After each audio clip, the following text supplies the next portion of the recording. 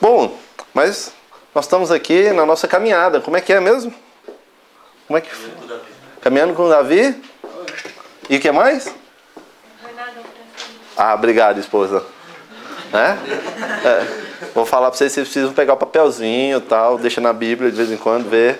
A gente está fazendo uma caminhada com Davi, que na verdade a gente está tentando aprender, né? Como chegar ao coração de Deus, uma jornada ao coração de Deus. E tem sido bem interessante.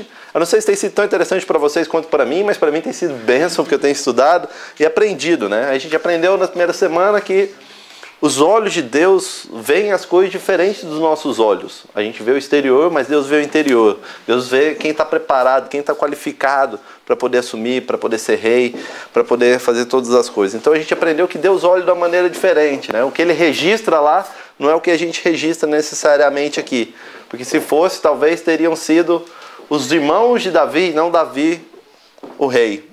Mas Deus disse, não, porque os meus olhos veem aquele rapaz que está lá cuidando das ovelhas. Semana passada a gente viu que a gente pode vencer as dificuldades, né? A gente viu que a gente pode vencer os gigantes da nossa vida. Se a gente estiver preparado, se a gente deixar o pessimismo de lado, se a gente estiver preparado, a gente tiver, que nem Davi já tinha matado um leão, Davi já tinha matado um urso, no pouco ele já tinha sido fiel. E a gente viu que pela fé, na certeza de que Deus pode todas as coisas, ele foi lá e venceu o gigante. E ele pensou muito mais do que Deus poderia vencer o gigante do que no tamanho do gigante. Então é que a gente tem que aprender a ver o tamanho do nosso Deus e não o tamanho dos nossos problemas. Então, se você gostar, eu espero que semana que vem a gente tenha isso em DVD. Você pode levar para casa, assistir, ficar vendo. Muito legal isso. Mas hoje a gente vai estar trabalhando do capítulo 18 ao capítulo 20. A gente não vai ler isso tudo, mas eu gostaria de ler alguns versículos para que você pudesse caminhar conosco para a gente saber onde é que nós estamos. Então, se você abrir lá em 1 Samuel 18, a gente já passou o capítulo 16, passou o capítulo 17, e agora nós estamos no capítulo 18.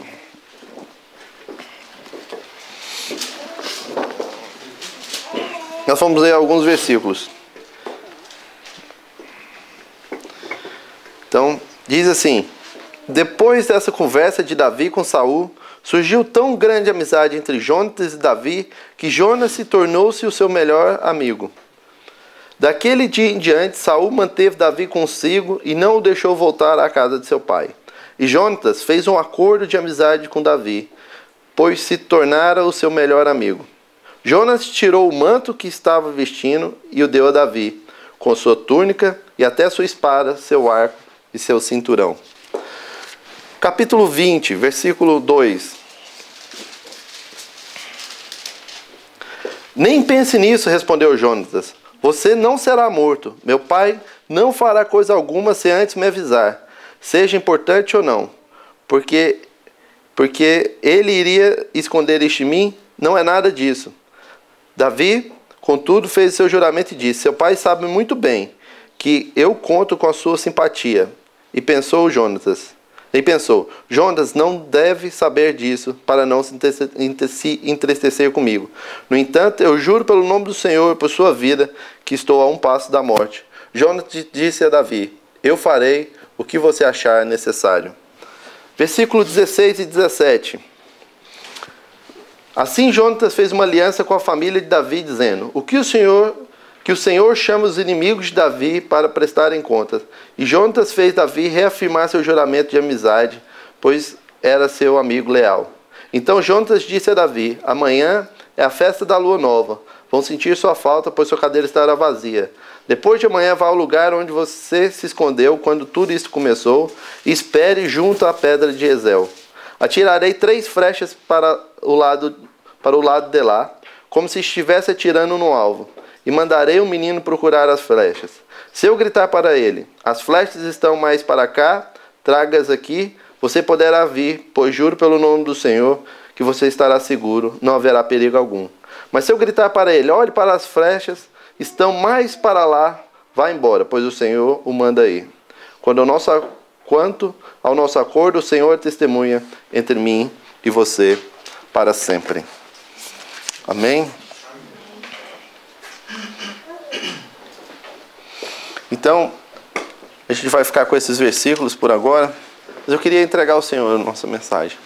Achei bom que a Nalva já pediu ao Senhor, mas... Ô Pai, nós queremos pedir ao Senhor, Deus, que o Senhor ministre aos nossos corações, Deus. Pai, esse homem foi teu servo, Deus. Pai, nós queremos aprender com ele, ó Deus.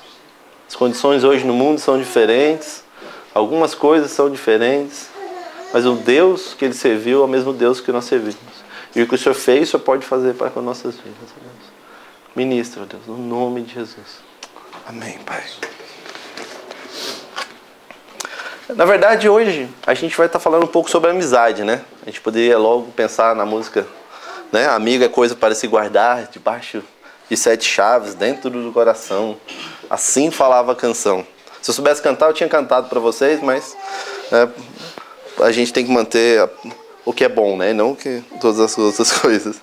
Bom, então, mas veja só. Surgiu uma amizade entre Davi e Jonatas. Como é que é isso? Como é que surge uma amizade? Se a gente parar para observar, uma amizade, a maioria das vezes, ela aparece quando você conhece alguém no mesmo lugar. Então você tem o mesmo background, você é amigo por algum motivo. Ou você é amigo porque seus pais eram amigos, então você sempre brincou com aquela criança e você se torna amigo. Você tem o mesmo nível social, né? É difícil entrar no nível que não é o seu, né? Você participar de algo que não é o seu, tanto de um lado como do outro. Você não vai ficar amigo do pessoal rico que faz equitação, para você ter dinheiro para estar lá, é complicado, né? Então, na verdade, a amizade ela acaba acontecendo, né, no mesmo nível, no mesmo coisa. Ou pessoas que têm o mesmo time de futebol, né? Então, torcem pelo mesmo time, então elas vão se encontrar no mesmo lugar, vão para o mesmo jogo, né? Ou que fazem coleção de selo. Eu fiz coleção de selo, eu tinha os amigos que colecionavam selos porque nós tínhamos algo em comum.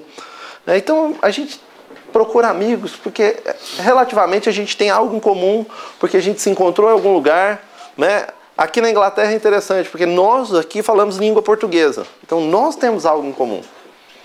A gente acabou se conhecendo e talvez criando essa amizade porque existia algo, né, entre a gente. E é interessante a gente pensar, e aí, como é que é esse negócio de amizade? Mas é fácil ter amigo? É difícil ter amigo? Porque, na verdade, eu gosto disso bastante no inglês, né? Que você pergunta, você conhece, você é amigo do fulano? Ele, I know.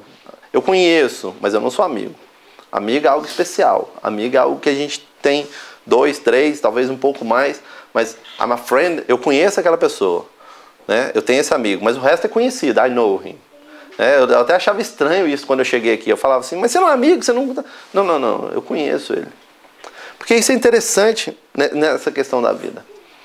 Mas o que aconteceu entre Davi e Jonatas? Davi e Jonatas, a gente olha e pensa, não, mas tem tudo a ver. Davi era futuro rei, Jonatas era rei. Poxa, tudo a ver a amizade dos dois e tal. Não, a amizade dos dois, na verdade, não tem praticamente nada a ver. Os pais deles eram amigos? Não. Aliás, Saul, depois que Davi mata Golias, pergunta de quem que ele é filho? De onde ele vem? Eles moravam na mesma cidade? Não. Um morava em Belém, o outro morava em Jerusalém. Um era príncipe e já vinha de uma história de batalha, Jonatas. O outro cuidava de ovelha e vinha de uma história de cuidar de ovelha. Eles não tinham nada. Jonatas tinha tudo para perder nessa amizade e Davi tinha tudo para ganhar nessa amizade. Afinal, um era rico, o outro era pobre, um tinha todas as coisas. Mas essa amizade nasceu mais no coração de Jonatas no início do que no coração de Davi.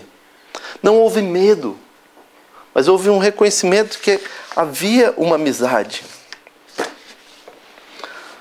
É interessante a gente parar para notar que a gente pensa, né? Pô, no versículo 4 diz, ele tirou o roupão, ele tirou a armadura, tirou a espada.